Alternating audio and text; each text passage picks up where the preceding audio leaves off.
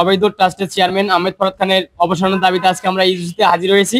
তিনি অবৈধভাবে বিশ্ববিদ্যালয়ের সম্পদ ও অর্থ আত্মসাৎ করেছেন, এর যথেষ্ট প্রমাণ আমাদের কাছে আছে। শ্যামলীতে বিশ্ববিদ্যালয়ের নামে ক্রয় করা সম্পদ নিজের নামে করে নিয়েছে।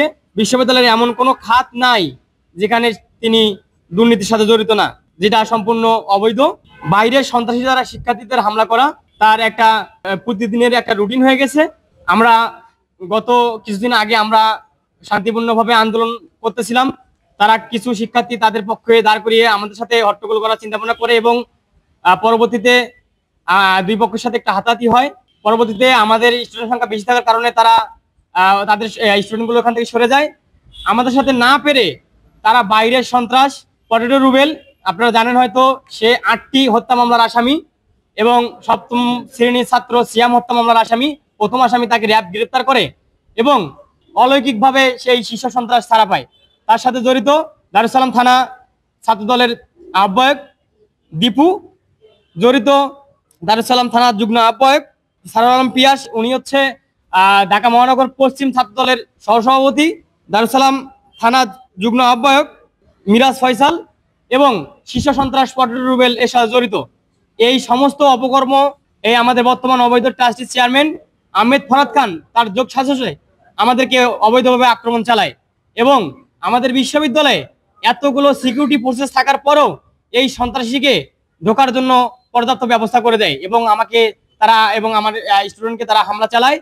এই হামলা আমরা তীব্র প্রতিবাদ জানাচ্ছি এবং এই কথা বলতে গেলেই আমাদের শিক্ষার্থীদের উপর হামলা আসে, কারণ দর্শনের নোটিশ চলে আসে এবং ছাত্রত্ব বাতিল হয়। আমরা অন্যায়ের বিরুদ্ধে কথা বলতে পারি না, অন্যায়ের বিরুদ্ধে কথা বললেই আমাদের কারণ দর্শাতে হয়, ছাত্রত্ব বাতিল হয়ে যায় এবং বাইরের সন্ত্রাস দ্বারা হামলা করানো হয়। এই শিশু সিয়াম যেভাবে হত্যা করা হয়েছে, আমাদের কাছে সিসিটিভি ফুটেজ আছে। এই পটেটো রুবেল শীর্ষ সন্ত্রাসী এ কিভাবে দিনে দুপুরে এই ধরনের আমাদের বিশ্ববিদ্যালয়ের শিক্ষার্থীর উপর হামলা চালায় এবং ক্যাম্পাসের ভিতরে ঢুকে যায়, এটা একদম অলৌকিক একটা ব্যাপার। আমি প্রশাসনের কাছে উদ্যোক্তা আহ্বান জানাবো, এই সন্ত্রাস কিভাবে ঘটে, এটা কিভাবে হামলা চালায়। যে অবৈধ চেয়ারম্যান আহমেদ খান ফরাদ তানিম, উনি আমাদেরকে অবৈধভাবে, আমরা যদি কোনো কথা বলি, আমরা আমাদের অধিকারের কথা বলি, আমরা ইউনিভার্সিটিতে আমাদের ন্যায্য দাবির কথা বলি, এই আহমেদ খান ফরাদ তানিম আমাদেরকে দমিয়ে রাখার জন্য বহিরাগত সন্ত্রাসীদেরকে দিয়ে আমাদের ইউনিভার্সিটি ক্যাম্পাসের মধ্যে ঢুকে আমাদেরকে আক্রমণ করা হয়। ইভেন আমরা আমাদের নিরাপত্তাহীনতা ভুগতেছি, আমরা জানি না আমাদের যে কোনো সময় তারা আবার আমাদের উপরে নেক্সটে আঘাত করতে পারে এই অবৈধ চেয়ারম্যান। আমরা যতটুকু জানি ইউজিসি 3 সদস্য কমিটির একটা তদন্ত কমিটি গঠন করছে। আমরা এটা ইউজিসির সাধুবাদ জানাই। আমরা ইউজিসি চেয়ারম্যান স্যারের কাছে অনুরোধ, আমাদের দ্রুত এই তদন্ত কমিটির মাধ্যমে আমাদের যাতে যে আমরা আমাদের ন্যায্য দাবি পূরণ করা হোক, এই তদন্ত কমিটি যাতে যে প্রপার তাদের তদন্ত করে আমাদেরকে ন্যায্যতা নিশ্চিত করে। আমরা ক্যাম্পাসে ঠিক মতো যেতে পারতেছি না, ওরা বাহিরে টুকাই পোলাপান দ্বারা আমাদেরকে নানাভাবে হয়রানি করতেছি। তো আমরা এর প্রতিকার চাই, এবং এই অবৈধ চেয়ারম্যানের পদত্যাগ করতে হবে এবং পদত্যাগের দাবিতে আমরা আজ মানববন্ধন করতেছি। তার ইউজিসি থেকে এখন পর্যন্ত কোনো অ্যাপ্রুভাল রিপোর্ট আমরা পাইনি হাতে।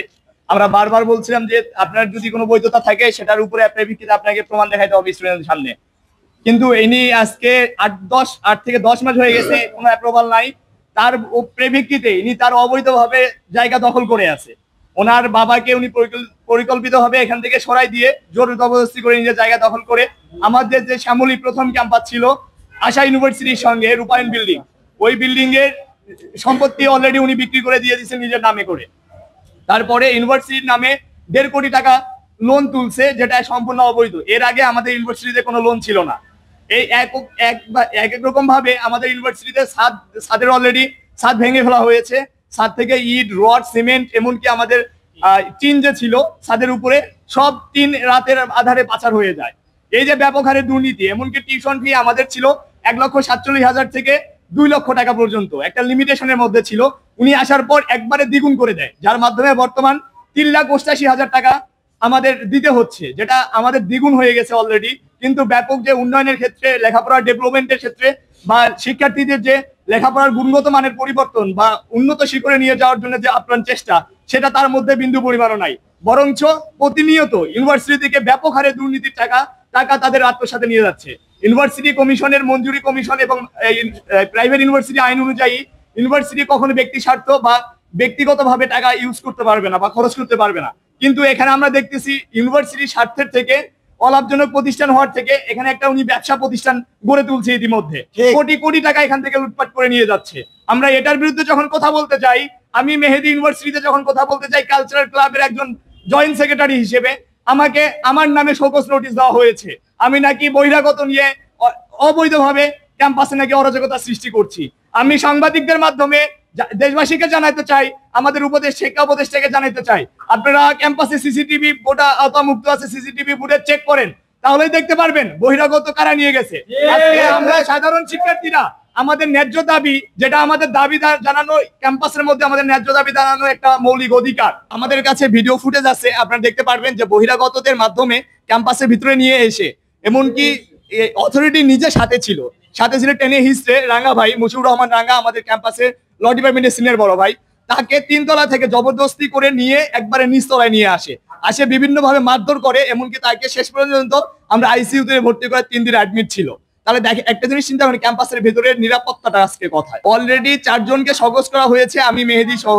নাম হচ্ছে মেহেদী হাসান ল ডিপার্টমেন্টের, তারপর ইমরান হোসেন জয় ল ডিপার্টমেন্টের, তারপর হচ্ছে আপনার সৌরভ ভাই ল ডিপার্টমেন্টের, আর ইমরান হোসেন সামি বিটিএইচএম এর ডিপার্টমেন্টের। অলরেডি 4 জনকে শোকজ নোটিশ দেওয়া হয়েছে, আর মুশিউর রহমান রাঙ্গা ভাইকে অবৈধভাবে বহিষ্কার করা হয়েছে ক্যাম্পাস থেকে স্থায়ীভাবে।